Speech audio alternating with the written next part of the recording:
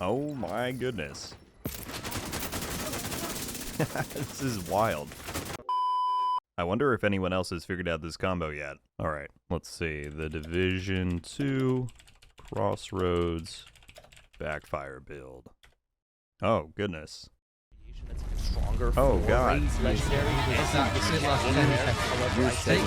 There's so many of them.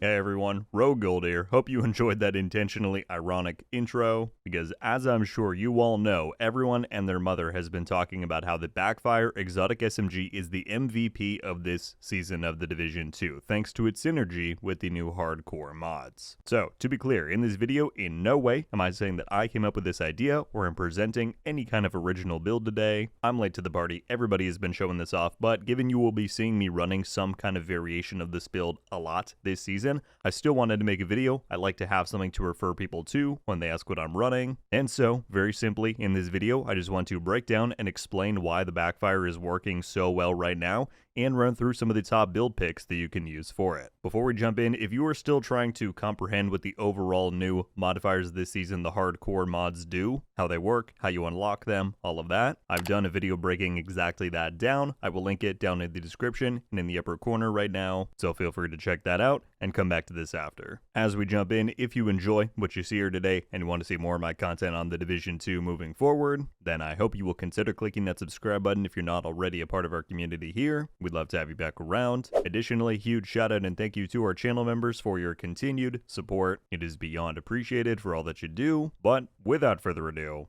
let's get into this season's top build.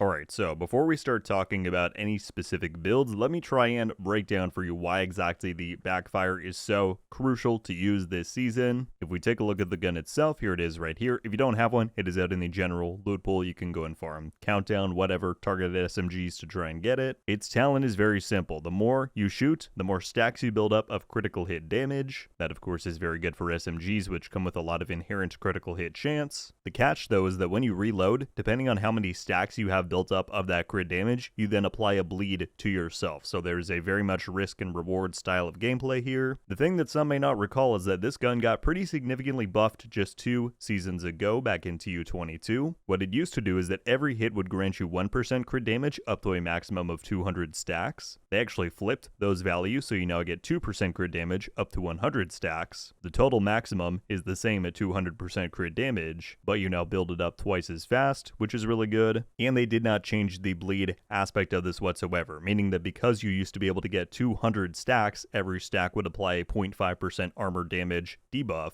You could theoretically kill yourself if you had the highest amount of stacks, right? Now, even at 100 stacks, the very most the bleed is going to do is half of your armor, so that's great. So the Backfire is very good for building up easy, quick damage, right? You then take a look at the new modifiers that we got this season with hardcore, and specifically looking at that firearms bonus, which is what allows you to get crit chance that does not apply to the 60% hard cap that we've known crit chance to have in the Division franchise for years. If you build all the way up to tier 5 in firearms, that means you're getting 10% bonus crit chance. If you're already at the cap of 60, that means you can now get 70% crit chance. That's great. But where the real magic comes in is with these links. Now, it is not just the assault one that I've slotted in. You can use this one, the tech link, or the security. They all multiply your bonuses by 4. I believe target rich environment does as well. But what these do is they multiply the values that you get from the hardcore bonuses by 4. So if I'm at 70% crit chance from the firearms bonus at tier 5, I multiply that by 4, I'm now at 100% critical hit chance. And so, among other reasons that we're going to get to, this makes the Backfire a wildly popular option because you can build up so much crit damage, and at 100% crit chance for the duration of those links, you're just going to be dishing out an insane amount of damage. That's not all though. You then have some very beneficial passive modifiers like safety first right here. This grants you intervals of 7.5% hazard protection for each stamina tier that you have. If you build that all the way up to tier 5, that is then 37.5% hazard, which goes a long way towards mitigating that bleed from the Backfire. And then additionally, you have ones like loaded up here, which grants you 25% of your crit chance value gets added to crit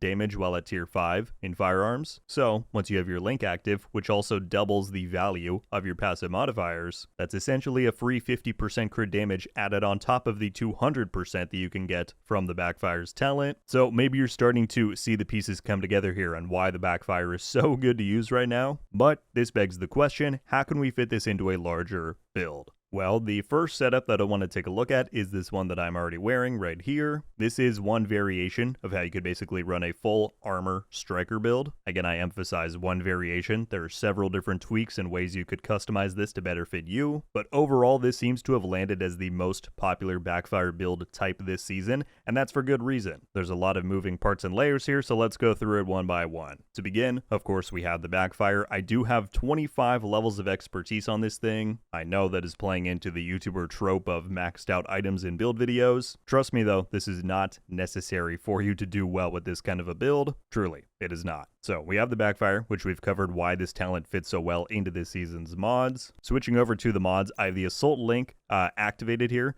or slotted in. Now, the thing about these links this season, it actually works best to use one that is not the same attribute style as your build is set up for. By that I mean, I have a bunch of armor rolled on here, whereas if I had a bunch of damage rolls, then I would likely want to use something like this security link. Reason being, as you can see at the top line of any of these, for the duration of the ability, you gain 5% weapon damage for every non-red core equipped. So, because I have 6 armor cores rolled, that means I'm getting 30% damage that I would not get if I were to use a security link instead. Whereas, if I had weapon damage rolled onto my build, the security link would give me 60,000 total armor for every non-blue core equipped. So again, 300,000 free armor just for having weapon damage rolls instead. And then again, just as we covered in that previous section, the links are so good because they freeze where your attributes are currently at and they multiply the bonuses by 4. So this link automatically sets our firearms to tier 5, the highest value, and it multiplies it by 4. This means that whenever you pop this ability, you are guaranteed to have 100% crit chance, which is incredible. Its duration by base is 25 seconds, its cooldown is only 60 seconds. So once a minute, you want to make sure you're popping this as soon as you're able to, or at least when it is most convenient in gameplay. This is your portal to insane damage. Taking a look back at the build itself though, it is of course still important that we back up that link with enough damage to make it worthwhile, because 100% crit chance is nice, but if our crit damage or our weapon damage is like 0,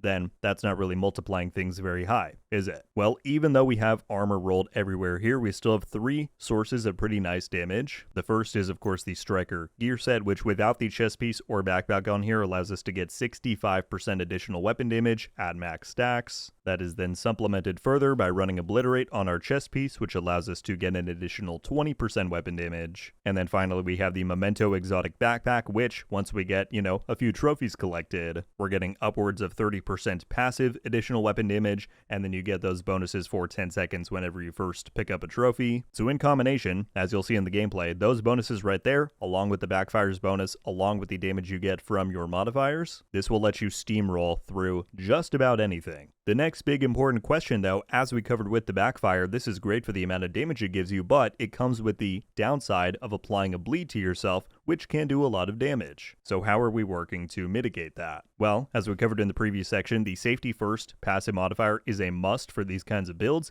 This gives you basically passive hazard protection just for how your build is constructed. Again, these different tiers in hardcore are dictated by how many core attributes you have rolled onto your gear. And so because I have 6 blue cores rolled, 6 armor rolls, that means that at all times I'm always going to be at a minimum of tier 4 in stamina. And so if we go back to safety first, it gives you 7.5% hazard per stamina tier, and that means that at all times this is giving me 30% hazard protection. That's a really nice bonus to not have to then roll those on your gear itself.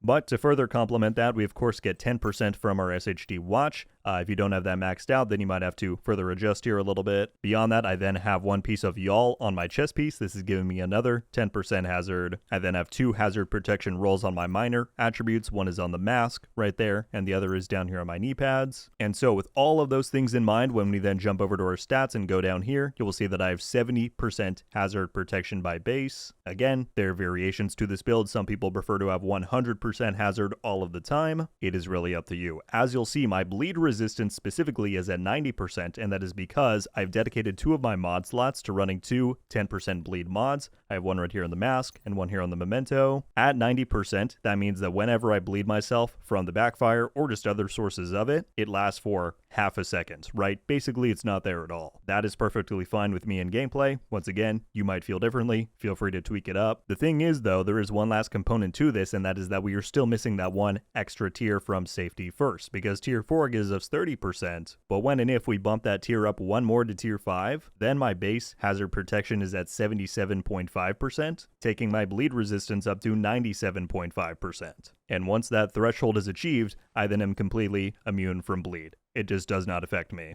And so that is one pretty vital component to this. When you're in gameplay, you want to make sure that you have reached tier 5 of stamina before you're activating your link, because again, your attributes are going to be frozen for the duration of the link. And if you're at tier 5, that means that for the duration, you'll be completely immune from bleed. Not only that though, we haven't taken a look at our last passive modifier on here, which is extra padding. This gives you 5% protection from elites per blue core while at tier 5 in stamina. So again, if you use your link at tier 4, then extra padding is just not active whatsoever, because you have to be at tier 5 just to activate it. But this is where it gets pretty fun, is because it scales per blue core. I have 6 blue cores once again, so that means that I'm getting 30% protection from elites from this, again when I'm at tier 5 in stamina. But because the links double the value of your passive modifiers, that means that you're actually getting 60% protection from elites just from this one passive alone. So that is a huge survivability source. But again, the one thing you just need to keep in mind is that before activating your assault link, which will automatically max out your firearms, you do want to make sure you have gained that one extra tier in stamina so that you are fully maximizing all of your bonuses.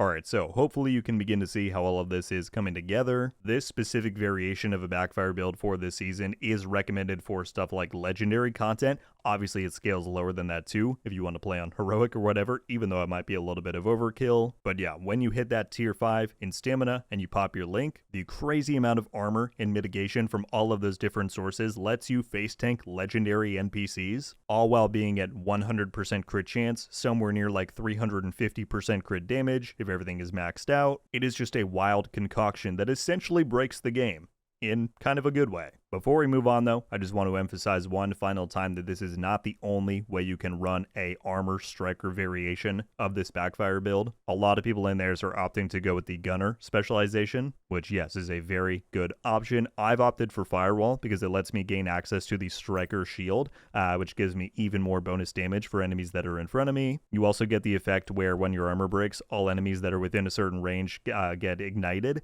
and that can be really nice to save you, allow you to pop an armor kit if you happen to be in those situations. Another really popular swap here is that many people are choosing to run the striker chest piece and instead use the Hollow Man mask right here. Reason being, the health damage can be very nice on robotics if you are going to be running legendary content with this kind of a build. Again, totally viable. I just prefer to do it the way that I have it set up. And even further on the chest piece then, if you are running high end, some people prefer Unbreakable, some people prefer Intimidate with all the bonus armor you're getting from Memento. So as always, my number one thing that I try and stress, it is paramount that you experiment, that you find what works best for you, use this as a template, and take it from there. I've got one other variation that I would like to show you all though, and that is a more damage focused striker build, because sometimes you don't want a bunch of armor, you just want to pump that damage. So unlike how the last one is more recommended for legendary or general heroic content, this kind of a build specifically I put together and now have in my loadouts for the purposes of stuff like heroic countdown. That piece of content specifically is a metric and bar that I try to test a lot of my builds for, because it has a very unique level of enemy scaling because you're dealing with 8 players in a heroic setting, so the adds in there are very tanky, but with this build, you can mow right through them. So you're going to notice that the pieces on the build are very similar. I just have weapon damage rolls instead of armor. I've swapped my chest piece here for one piece of Grupo instead of Y'all. You may wonder though, by looking at these rolls and pieces, I have no hazard protection on here, so how am I countering the bleed from the backfire? Well, part of it is thinking situationally. If I'm taking this into countdown, where there's 7 other people who can take a lot of the aggro and the heat off of myself, myself.